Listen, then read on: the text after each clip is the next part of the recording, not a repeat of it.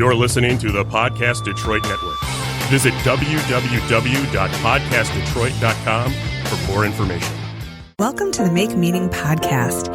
I'm Lynne Golodner, and I've dedicated my life to sharing stories of how people make meaning in their work and find purpose in their lives. On this podcast, we're going to talk about some of the great ideas and activities people do every day to make the world a better place and provide inspiration for others. So much of the meaning we find comes from interacting with great people, developing relationships that are mutually beneficial, and doing work that inspires everyone. I hope you'll be inspired by the people you meet here. We all need to find a way to make meaning in the mundane. Well, welcome back to the Make Meaning Podcast. I'm Lynne Golodner, and today I want to talk about how the message matters. So my company, Your People, does marketing, public relations, and what I call business messaging development. And people don't always know what that means. So I thought it would be really important to talk about what is your message and why does it matter so much? So do you even know what your message is? I mean, do you know what you're trying to say, what you stand for, what the story is behind all that you do? This isn't as easy of a question to answer as you might think. It's the kind of thing that takes a lot of time. The words are really important, and we want to craft it carefully so that it has lasting impact. And so think about it. What is your message? Do you even know? It could be a personal message, a professional message, a message associated with your workplace brand, maybe. In fact, there's so many messages around us all the time that we must be crystal clear about what exactly our messages are and whether they resonate with our brand image. So I'm in the business of message development. It's a core activity for us, and it's something I love to do because it's fascinating to think about, how do you envision the work that you do? How do you want the world to see you? And how do you tell a story that's going to make that happen? Because it is deliberate and it is creative. It takes a lot of thought and a lot of conversation. And so when we put together packages for messaging, some people think, wow, I don't understand the value there. But when you know who you are and you see the words you need to use and you have that as an anchor, as sort of the foundation of all that you do, it's really easy to communicate along all different channels, whether it's your website, your social media, even marketing messages, ads, things like that. Once you have the language, it's easy to get that everywhere to everyone. And I've built a career on storytelling. So the little background here that's important to know is that I was a journalist for a long time before I became an entrepreneur, and all of my training is about how to tell a story with a specific message. So let's think about the messages that come at you all day long. Do you notice them? Messages come subtly and they impact us overtly. Some of them are glaring. You look at a billboard as you're driving along the highway, or you get an ad in your news feed on Facebook or something like that. And it's pretty obvious, but there are subtle messages too all around that we just may not ever pick up on. So messages are important to discern and to understand and to sort of characterize our reaction to, because we're living in an era of rapid paced connections. So we must be super careful about the messages we put out into the world. The message really matters. It just matters so much that it bears repeating. The message matters. So research shows that a person must be touched by a brand an average of 7 times before they engage with that brand. That means that you need to be clear, consistent, deliberate, and pervasive amongst all your communication channels with the same consistent message. So if you send mixed or conflicting messages, what is the likely outcome? My guess is that the listener will shut down or move away and instead choose a more consistent, clear, and enticing message, something that makes sense to them, that they're very clear on understanding. I read a recent Time magazine article by Lisa Lucas, who's director of the National Book Foundation. She shared Pew Research Center statistics. In a recent Time magazine article that I read by Lisa Lucas, director of the National Book Foundation, she shared Pew Research Center statistics about how many people read nowadays. So the statistic was cited like this: 24% of Americans did not read a book in 2017. But in the article, Lisa corrects that notion and she says, I saw the statistic as 76% of Americans did read a book. So it's all about how we frame the message. We could say, oh my gosh, 25% of people don't read. Or we could say, yeah, 3/4 of people do. It's all on how you choose to craft the message. So we can be alarmist and look at the negative, but I far prefer Lisa's approach to seeing the good. Obviously, 76% far outweighs 24%, so I'd rather focus on that. She writes in the article, each day, more books are being published that speak to every kind of person from every kind of place. Readers can be built. After all, we have unlimited invitations to this party. So that's a message of possibility. This article was part of a Time issue devoted to optimism, and optimism is all about positive images and about possibility. A great message is relevant to its audience. A 2018 survey by Forbes found that 60% of millennials make purchases that they believe express their personalities. There are a number of brands that do this quite well. Patagonia, for example, launched a campaign that went viral titled, "The President Stole Your Land." Then they endorsed 2 political candidates for the first time in the company's history. So here's an outdoor retailer which already has a history of aligning its brand with its values. Patagonia was founded by Yvon Chouinard, a mountain climber who is passionate about the environment, and he's also connected to Zen Buddhism. So Patagonia was built on a platform of protecting the environment and wildlife. It gives grants and a portion of sales support environmental activism. Their message comes both through words and through actions, and that's how we know it is a consistent and deeply held message. They walk the walk, which I'm going to say any brand should do. Nike is another example of supreme messaging that's clear and inspiring. Just do it dates back to my childhood. It has transformed and evolved with the times. This just do it is a simple message. It's quick. It's memorable. Everybody knows it. But Nike is known for supporting beliefs and passions now rather than just selling athletic apparel. Think about the Colin Kaepernick situation where he chose to kneel during the national anthem. Nike applauded his protest in its 30th anniversary campaign, and sales skyrocketed. They dared to share their beliefs publicly, and obviously being true to the company's message paid off. They did what was right for them, which led them to do well. So you could call this mission-driven messaging. I'm going to ask you, have you ever considered what your personal mission is or your career mission? And why would you create a mission for a company? Well, I'll answer that because we must know the why before we can do the what. Without a why, without a purpose, we cannot be clear on why we wake up every day and try to move the needle. When we desire to make a difference more than to make a dollar, we end up with greater happiness and usually a more robust bottom line. Doing right is far more alluring than just doing. So let's look at another company that's known for its consistent and meaning-rich messaging, Ben & Jerry's. I went to graduate school in northern Vermont, not far from the Ben & Jerry's headquarters. And I remember visiting the factory for a tour and saw how they make their ice cream, got to sample it. It's always delicious and creative and it's a very colorful factory.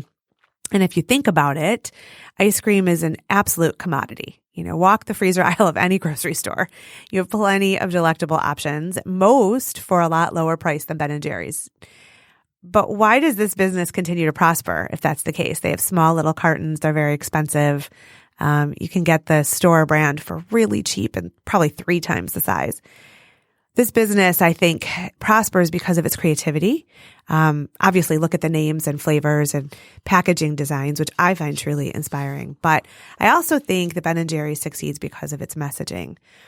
So last year, Ben & Jerry's protested the president's anti-immigration policies by issuing a new flavor called Pecan Resist. The proceeds from sales of Pecan Resist go to organizations that support people of color, women, the LGBTQ community, refugees, and immigrants. This year, in 2019, Ben & Jerry's biggest focus is racial justice. The company made a decision to send a message about what matters to it, and that leads its business decisions. There's a woman named Lindsay Bumps, who is a communications team member for Ben & Jerry's, and she said, "With the evolution of issues in our world, our focus may shift, but our root beliefs in social justice and environmental justice and where they intersect are our focus." It's clear, it's articulated, it's out there, and they're not afraid to stand for something. Every era has a message of meaning. If you think about the 1950s and 1960s as the seeds for the civil rights movement germinated and grew, powerful voices for change came through influential leaders who dared to take a stand and consistently, frequently share their message. George Orwell said, in a time of great deceit, telling the truth can be an act of rebellion. I think the message matters today more than ever. I feel like we should say less and let the silence speak. The purpose of silence is to let the words we do say hover in the air so we pay more attention to them. The silence gives them weight. A good message must be specific, each word chosen with purpose and thought. It might sound counterintuitive, but the more specific a message, the more universally relatable it is. So when you speak in generalities and broad sweeps, no one can relate. But once we arrive at a well-crafted message and we transmit it consistently, lovingly through all communications channels, people connect with it, especially when you get very specific. How you deliver a message matters too. So think about a text message. If you text somebody, it carries urgency. If you email, it's a little more laid back. It can be a meandering flow, maybe a little poetic even. On a website, definitely. It's something that you can dig into if you have the time and interest. In social media, totally different story. So it's short, to the point, quippy, hip. You know what I mean? So if I haven't already, I'm going to get a little controversial here. I'm going to admit on the record, I'm a progressive. My politics tend toward the liberal. But when it comes to messaging, I'm actually going to tip my hat to the right wing. And I know that's controversial, and a lot of my liberal friends will gasp and gawk when I say this. But here's why. Take a look at the abortion debate. Yep, a topic nobody wants to discuss, but I think that this is a really good example of owning and steering the messaging. So the right was the first to claim the message, pro-life. That's an incredibly powerful phrase, 2 small words, and yet the meaning is profound. So I have to ask you, who isn't pro-life, right? I mean, think about owning that message and claiming those words. They took control of the message by being the first to claim it. So as a result, the other side, the side I align with, had to develop messaging in a reactive fashion instead of proactive. I mean, you don't want to be anti-life, do you? At least I wouldn't want to be. So honestly, I would argue that being anti-anything is reactive rather than proactive, negative versus positive, defining yourself or your movement by those you're against. That's not a strong stance, and it's not something I would ever advise. So, I wouldn't define myself in relation to others. I'm more than a wife, more than a mother, though I am both of those things. But I prefer to define myself in ways that are wholly my own, writer, entrepreneur, thinker, because I want my message to be purposeful and personal. So if we go back to the abortion messaging and you think about the left claiming pro-choice as their message, I'm not going to wax philosophical about abortion on this show, although we could dedicate a whole episode to the topic, but I won't. What I will say is that pro-choice is not a great message because it's vague and general, and it could apply to so many things.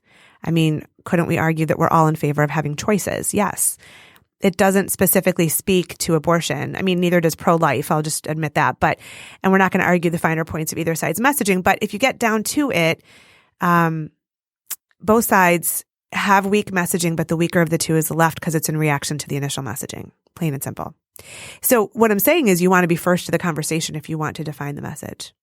All right, let's move away from a weighty topic and get back to this concept of the message matters. So if you haven't taken a deliberate approach to your messaging before now, I hope this will inspire you to rethink your message or even to consider if you have one. So a personal brand message, a professional message, what do you stand for? What do you want to be known for? And once you answer those questions, what are the words you must use to achieve that?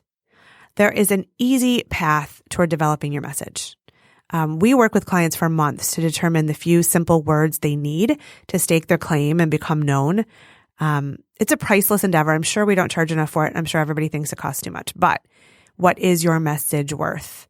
Because it's the foundation of everything you say from here. So if you're listening and you want to tackle this mountain of messaging, start with the 5 C's of successful messaging. First, be clear, easy to understand, memorable, no matter who hears your message. Second, concise, direct to the point, no extraneous words. Every word matters if you want your message to be powerful. Edit judiciously. Next, credible. Your message must be believable. Nothing lofty, nothing out of reach. Be real, Be down to earth, be relatable.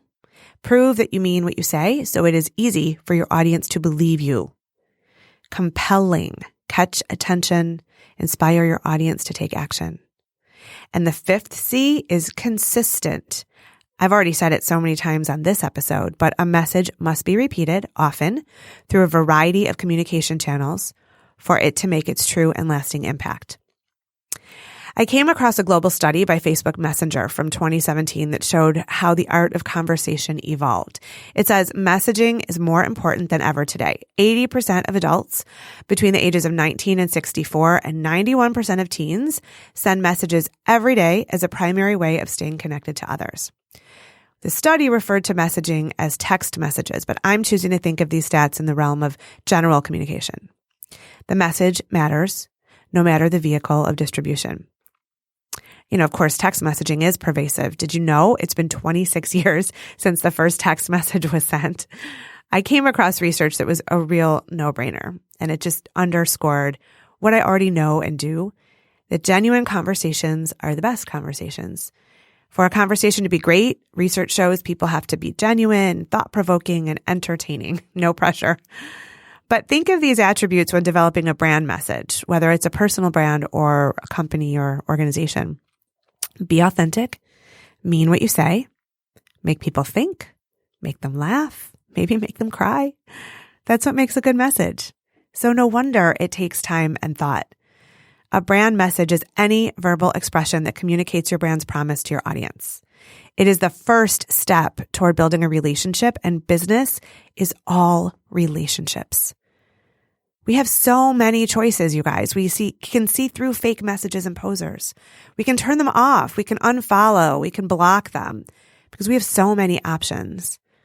Tantalizing messages come from knowing your identity and what you value. And they're hard to articulate and even harder to live by. There's no shortcut to walking the walk. Everything matters about this message: the authenticity, the heart, the colors, the images, the shapes, the words. Your message is complex, and it's important because it matters. Think about the FedEx slogan, "We live to deliver." Simple, to the point. It's a brand message that is focused and direct. The brand is all about getting the job done, delivering the package into your hands. That is its sole purpose for existing, which is focused and specific, but it's also intense and it's reassuring. There's an all-boys school in Haverford, Pennsylvania called the Haverford School that has a simple message on its donation pages on the website, which explains why they seek contributions. And the message is, it's all about the boys. Again, simple, to the point. You know where your gift goes. There's no guessing. And it's direct. It's really, really clear. Consumers today desire brand messages. We have so many choices. We want a reason to select one brand over another, whether it's mission or beliefs or passion, some specific and unique value. When you know your brand message, you can easily create product content and make decisions about your business. A clear, consistent, accessible message builds trust in your brand, which leads to loyalty and repeat business and growth. I hope I am making myself clear. I hope my message here is coming across. Ultimately, all you need to leave this episode of the Make Meaning podcast with is the idea that the message matters. First you craft it, then they come. Know who you are, what you're about, what you stand for, what your unique contribution is to the world. And you can easily share a message that is captivating, inspiring, connecting. I'm going to wish you luck on crafting your messages. I'm here to help if you want it. But just remember, every word counts. I'm Lynne Golodner, and I've loved sharing this episode of the Make Meaning podcast with you. Wherever you go and whatever you do, the message matters. Thanks for listening to the Make Meaning podcast. I'm Lynne Golodner, and I've really enjoyed being here with you today. You can find the Make Meaning podcast wherever you listen to your favorite podcasts, and I'd love it if you'd share our great conversations with all your people so we can add meaning wherever we go and whatever we do.